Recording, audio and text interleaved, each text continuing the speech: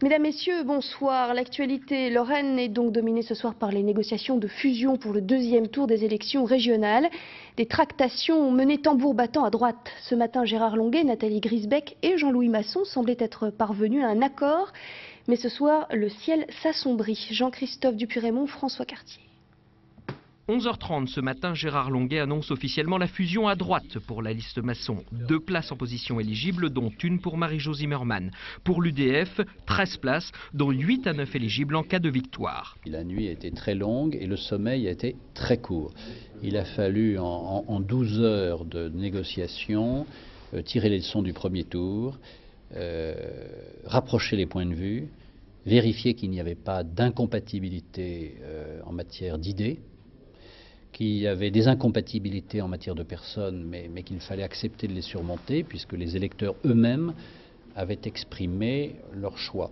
On peut ne pas aimer Robert, Marcel ou Lucien, mais si les électeurs les aiment, il faut en tenir compte, c'est la démocratie. Et sur cette liste de droite, première surprise, Jean-Louis Masson et Nathalie Griesbeck n'y figurent pas, ils ne siégeront pas au conseil régional. 15h, la chef de file UDF explique l'accord avec Longuet, une plateforme commune privilégiant l'emploi, la proximité avec les citoyens, la politique transfrontalière. L'UDF obtiendra également 3 vice-présidences en cas de victoire de la droite. Mais sur la question de son absence au second tour, Nathalie Griesbeck est moins claire dans son discours. Vous trahissez vos électeurs ?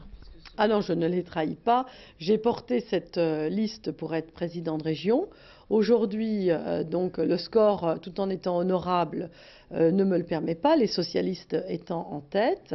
Donc je crois qu'il est très important que nous mobilisions pour lutter contre le Front National, je le répète. Et puis, double coup de théâtre en fin d'après-midi, la droite perd 2 de ses soutiens. Jean-Marie Rauch explique dans ce communiqué que la présence de Marie-Jo Zimmermann sur la liste Longuet l'empêche de soutenir cette liste de droite pour le deuxième tour. Et Jean-Louis Masson prend également ses distances. J'ai prévenu M. Longuet, je lui ai dit que si nous n'avions pas une participation juste et équitable, ce qui n'est pas le cas dans la composition de la liste de fusion, je n'appellerai pas à voter pour lui. Donc je n'appelle pas à voter pour M. Longuet, c'est clair.